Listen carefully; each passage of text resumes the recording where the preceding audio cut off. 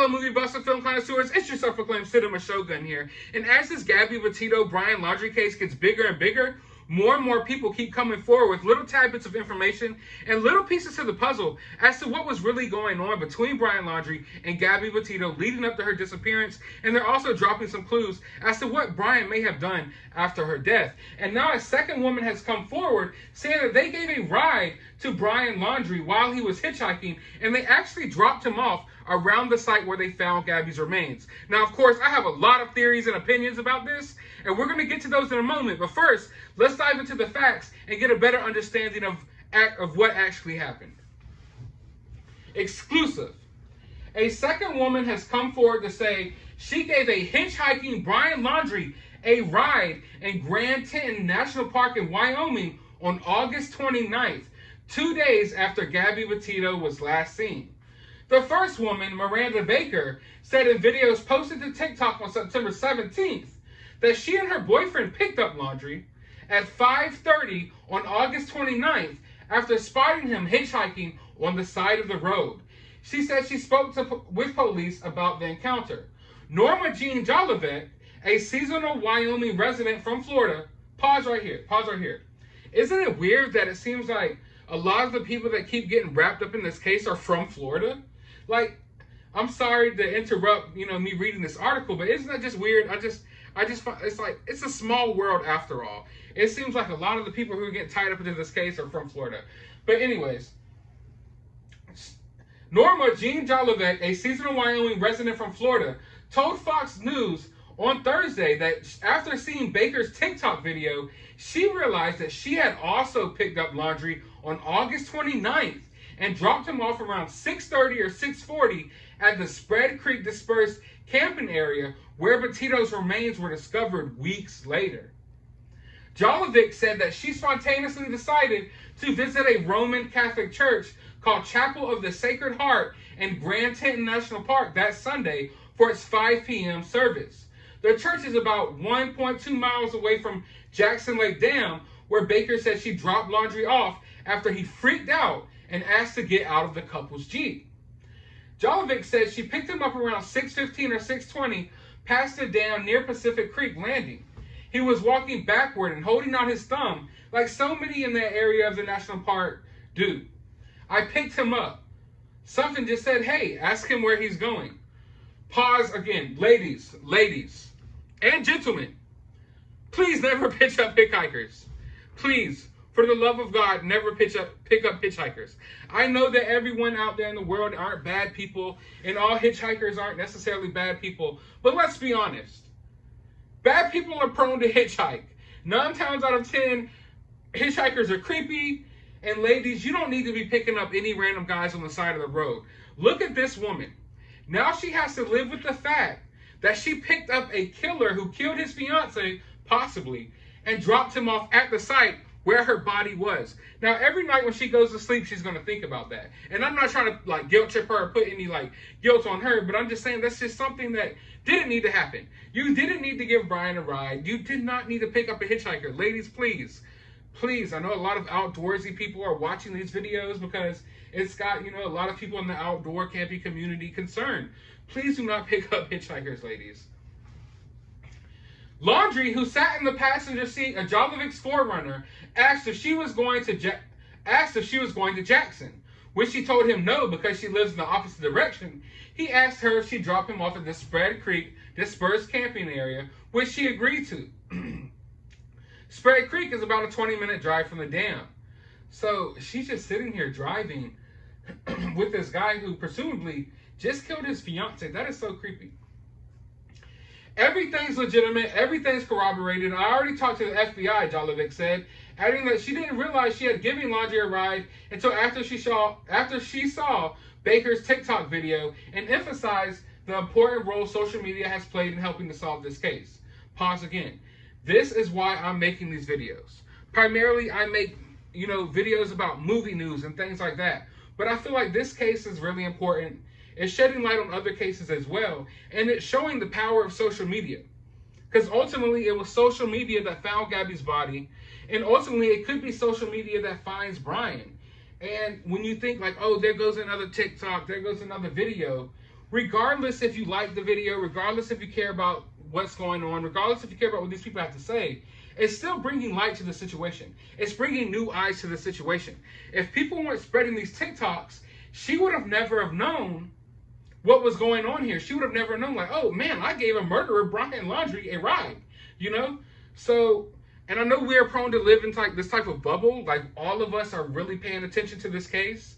And we feel like, you know, the whole world is paying attention to this case, which there are people from around the world paying attention to this case, but a lot of people aren't. You know, a lot of people don't know. I talked to a few people today that have no idea what's going on.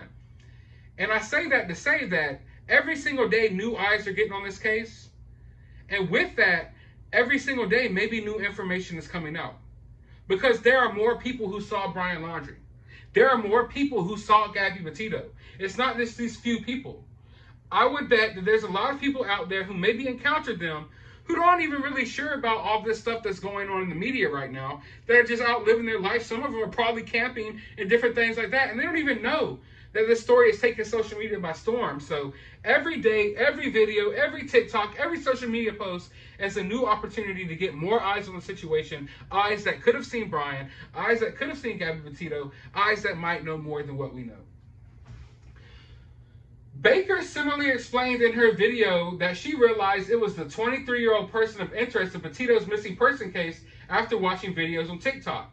Jolovic described having the same small talk with Laundrie that Baker reported in her TikTok.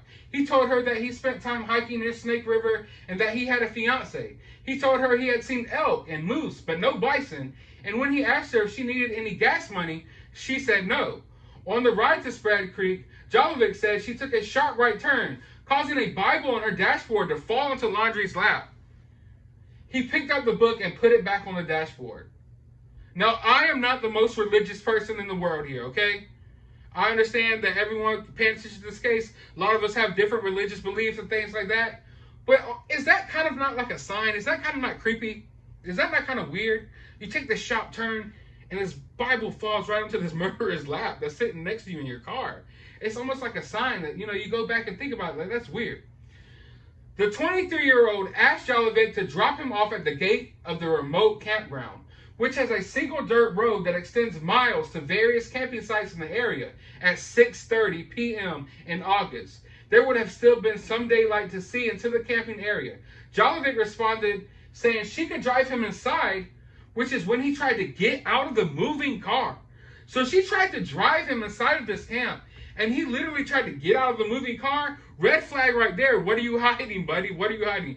Man, I can't explain why I was there, Jolovic said, of her decision to go to church in Grand Tinton that day and to pick up a hitchhiker. It was something I don't typically do. I don't pick up hitchhikers in Florida. I've gotten so much ish from my family and friends for picking up a hitchhiker. Jolovic said she joked with Laundrie about wanting to impress his fiancé by hiking into the campground rather than hitching a ride, but he responded only by insisting that he be let out of the vehicle. So there's a lot to unpack here. Definitely a lot to unpack, you know, throughout this entire article. And it's raising a lot of questions in my head. And I have a few theories that I'm interested in sharing with all of you. So obviously we know that Brian Laundrie had access to Gabby's van. He drove it all the way from Wyoming back to Florida without her. So why does he have the need to be hitchhiking? And it raises a lot of questions and theories in my mind, and I get to thinking, well, there's no accounts of Brian Laundrie hitchhiking to this campground area. Yet there's 2 accounts now of Brian hitchhiking back. So why would you walk all the way to this campground, but then try to hitchhike back? Which leads me to believe a few different things. For one, possibly he had some DNA evidence, some blood on him, and he wanted to hitchhike over to this area because there's showers in this area, this campground that he hitchhiked from. There's showers and laundry rooms and different things like that. Maybe he wanted to get rid of some evidence. Maybe he wanted to wash himself off, and that's why he went over there. Secondly, maybe he just freaked out. Maybe after committing the crime, he freaked out, went ahead and started hitchhiking, you know, to get away, got about 20, 30 minutes away, made some phone calls to his parents and different people, and realized that his best option was to go back to the site, get the van, hightail it back home so he could get some type of help from his parents, who are obviously hiding him and helping him in any way, you know, that they can. And then I get to thinking, well, Brian isn't stupid. A lot of people think Brian's just a dumbass, and I'm not here to glorify Brian or say he's a genius or he's smart, but he's obviously kind of sharp. To evade capture for this long, he's obviously not that stupid. And he's getting help from people who are kind of smart, or they know what they're doing, at the very least. So I feel like this was just to set up an alibi. This was his way of trying to set up an alibi. He hikes all the way to this campground, then he hitchhikes back, and he gives Miranda Baker this story about, oh, well, you know, my fiance was working on her social media platforms, and I decided to go camping by myself. So now his story is going to be, he gets back to the campsite, and Gabby's gone, or he can't find Gabby, and then he drives his car all the way back to Florida. That's what I'm thinking his alibi is going to be. He's not stupid. He tried to make sure that he had some alibis out there, that some people out there saw him. Because if he didn't want to be seen, he wouldn't be seen, okay? If he didn't want to be seen, he wouldn't be hitchhiking. Like right now, we don't know where he's at. So he's obviously good at hiding. So he could have hitchhiked, or he could have regularly hiked his way back to that campground, but he wanted to be picked up for a reason. I feel like he wanted to be picked up, so there's some account of like, oh, maybe he wasn't at the site when this happened. And of course, this is going to raise a bunch of theories online that, hey, this is a good alibi. Maybe, possibly, there's crazier things that's happened in the world. Brian goes off camping by himself, finds his way back to the campgrounds only to find Gabby dead, or only to find that Gabby is nowhere to be found, and then he panics and he goes, and we know how the story plays out from there. But I believe that this is just him thinking 2 steps ahead. Okay? He hitchhikes to this campground, he knows there's a lot of people there, gets seen by a few people, and then he goes back to make it look like, oh, I've been away for a while, and this, that, and the third. The part I'm really trying to figure out here, and what's really got me thinking is, did he walk all the way to this Colter Bay campground showers to wash off some evidence, maybe ditch some evidence, or did he go there for the sole purpose of having this alibi? And honestly, my gut feeling is telling me that he walked all the way to this place just to hitchhike right back, just to have an alibi. I feel like that is one of the most logical explanations here, because he had access to the van. There is no reason that he is off walking off, and I'm not buying this BS story that he was camping by himself while Gabby was out doing whatever. You know, that is an obvious bullshit story that he is setting up for the future. He knows that these people are going to come out, this case is going to get, obviously he doesn't know this case is going to get this big, but eventually it's going to come out, and here I am at this campground. I have an alibi that I was camping away from my fiance when she passed away or whatever happened to her. And then this gets me to thinking as well. When you're asking about the psyche of Brian Laundrie, what type of killer is Brian Laundrie? Is he a serial killer? A lot of people think that he might be connected to all these different murders. But honestly, I'm not sure. I feel like there's 2 possibilities here, of course. That this was a crime of passion. You know, he freaked out. Whatever happened, you know, I'm not trying to read too deep into it. But this was a crime of passion, and now he's trying to cover his trail. Or maybe he is just some sadistic killer person. But I believe if he was this killer that's just killing people left and right, like some people think he's responsible for a lot of other deaths, then I believe that maybe he would have tried to have harmed one of these people that gave him a ride hitchhiking. You know, that's a vulnerable opportunity to attack someone or to hurt someone. So I feel like this gives us a little more insight to who he is. So I'm really feeling like, I don't feel like that he's just a serial killer who's out here killing left and right. I do feel like he killed Gabby, but I feel like this can maybe lay to rest some of those theories, but I'm not sure.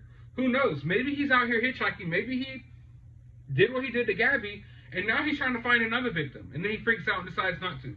You never know. People are sick these days.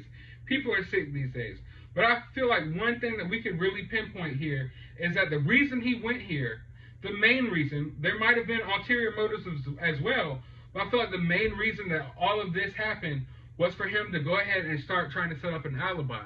And this gives you some insight as to how he's thinking. Okay, a lot of people have been breaking down that police body cam footage and different social media posts and things like that. And this guy is thinking a few steps ahead, okay? I don't feel like he's just your average, everyday Joe killer, because if he was, he would have been found by now. This guy is thinking a few steps ahead. And I feel like his parents are thinking a few steps ahead for him as well. So all in all, my main conclusion about this whole story, this whole hitchhiking story, because it honestly doesn't make sense for him to be hitchhiking in the first place, seeing as he has this whole van. Okay? He has this whole van. And I'm not buying for a second that he was out camping by himself. It's obviously an alibi. I feel like he walked to this campground, did whatever he did there, then hopped the ride back. Now, the main thing that I'm thinking about is, did he walk to that camping ground with intentions to just keep going? That he was just going to keep going, and maybe after some phone calls, after some thinking, he decides, hey, maybe it's my best option not to take off from here. Maybe it's my best option not to go on the run right now. You know? He probably did the crime and then just started walking into the wilderness. Maybe he ended up here and then realized at that point, like, I need to turn back around. I need to go get that van, and I need to hightail my ass back to Florida. So I feel like it's one of those two situations.